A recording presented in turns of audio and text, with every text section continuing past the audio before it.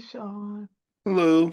First of I all, thank you for taking time to chat with me. I So, Re-election is about this character who goes back to high school in an attempt to kind of recapture his glory days. If you could pick your own time to go back to and like recapture, what period of your life would you pick? Oh, mm. college. wow. Okay. Wait, 5 years old. Wait, That's a good one. That's a good one. when I had no cares in the world and somebody took care of me. Yeah. Wow. I guess late teens. Okay. Because joining the industry and trying to figure out how much I was still trying to be in boxes that I thought other people wanted me in versus being authentic and bringing authenticity to characters. I think I just, push a little harder into the authenticity.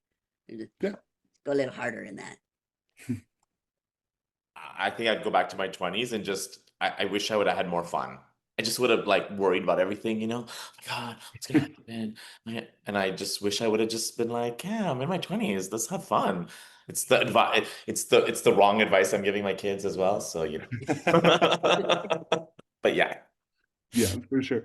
Well, re-election in a way is like a political satire set in the world of high school. What do you think makes this such a good setting as like a microcosm of these themes? I mean, have you seen Breakfast Club? It's classic to tell stories through high schoolers and their trials and tribulations. And if one of those high schoolers happens to be a 42-year-old man, that just makes it silly. Yes. I mean, we know this works, right? Yeah. Election, Mean Girls, Clueless.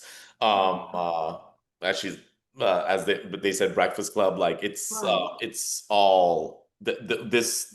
It's a great setting for a film, and to take this new like Billy Madison aspect to it is just is definitely putting it at a different level. So I'm Yeah. excited to see what people think of it. Yes, me too. Same Yeah, thing. absolutely. Yeah, and you mentioned Billy Madison, and I think something that's interesting about this film that I think works that maybe is different from like those older films like Billy Madison that does it is that it's very much not mean-spirited. Like Jimmy, the character, is not the butt of the joke. Um, and the film is like deeply relatable and empathetic at times. Did you find anything about the story to be, relatable to you guys? Oh, yeah, all of it. Well, definitely missed opportunities. Mhm. I think we have all probably experienced that in our life, that sometimes intentional and sometimes not, that you're not there at that point in your life, or you didn't think about it, and you can't go back. So I think that's what was relatable for me. Yeah, for sure. Yeah. Uh, No, I I was was gonna say, I saying, was gonna I'm say, sorry, Riz makes me laugh. He, he's silly in real life. This is a prop. This is a I don't know what's prop. happening. I'm losing my mind. Sorry, Sean. You got me at like what no, you're at the good. wrong time. But I will say that what the movie made me think about is specifically with the Jimmy character is like he did win like so many like of his right, but and we don't think of any of that stuff even like in our own lives. We only think of that negative. Like Uh, there's so many positive things. I remember this. I was on a show in 2010 and like it was like when Twitter was we were like live tweeting and people would write so many positive things. They would be like, "Oh my God, we love." And the one person who would write something negative, I could not get it out of my head for like a month. I can, and to this day, I'll be like, "Remember that guy who said?" But I don't remember any of the people who said nice things. It's so we have to reframe our mind and like like Jimmy give went more three and importance to one. the good stuff than the bad stuff. And that's what I thought. Why I was like, please, Jimmy, just why? You want to just shake him and be like, why did you take this one moment Jimmy, and you make went it your three whole and life? one. You had three wins and one loss. That's That's right, good. and one loss. Yes. Right. So Wow, that's a great note. I love that. Yeah, no, I definitely love that one. So Bex, you are a non-binary actor playing a non-binary role in a high school film, which is like a type of representation you don't really see in the films that this is paying homage to. Why did you think that this was important representation? The queers have always been here. The various flavors of queer have always existed and haven't always been a lot of times they've just been hinted at or they've just been coded. And to have a queer character exist in this world that queer characters have always existed and be just vibrantly, blatantly who they are is so nice. Because like Ali Sheedy in The Breakfast Club, that's that there's a queer. That's like that's someone who didn't need the makeover at the end of the movie. Like was should have just been allowed to be the weirdo and get a girlfriend or something. Like it feels like all the things that we are taking from the old movies, we just get to enhance and make subtext context finally. And it Yeah, feels really good, you know? yeah, Because we've always been absolutely. here. We just didn't always have the language. And now that we have the language, we get to show it to the world through art because what else are you going to do with art?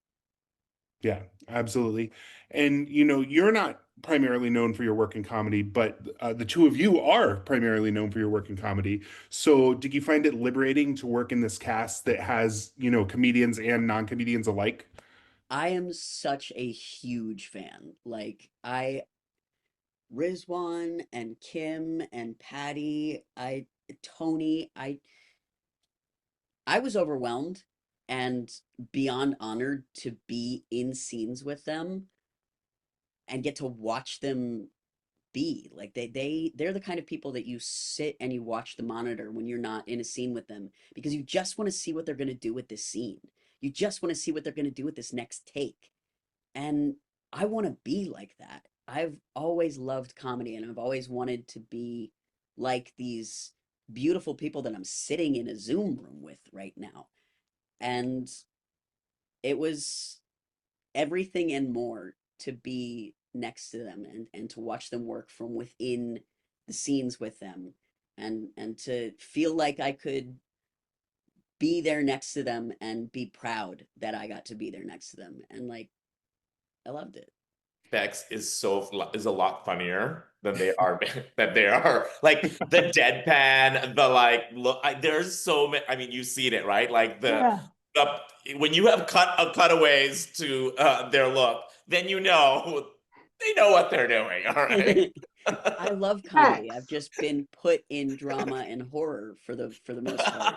And you're good at that as well. Yeah, yeah, it's not bad. I have fun. Oh my God, I'm gonna go back and see all Beck's crazy stuff now. Yes. Yes.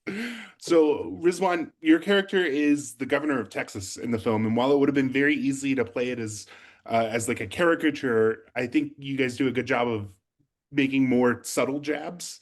Why do you think that this was the approach to take? I spoke to Adam prior, and we were with the accent and the cowboy hat and the facial hair. We're like, go out all out on that. And then there was also like we want to give him a little bit of humanity at the end. You know what I mean? Mhm. Like no, oh spoiler, whatever. Yeah, all that stuff. But like, I love that aspect. That's my favorite type of comedy. Is that you can have all this humor and you can actually make it can be as broad as you want it to be as long as there's the truth to it. And that's always it's the hardest part of it is like you can still make it make it all this craziness, but there has to be a truth to the governor, right? And so finding that part of it is the fun part, is the math of it all. I mean, like how do we make this guy not just like a one-dimensional crazy person? So yeah, I thank you for noticing that, and I appreciate that.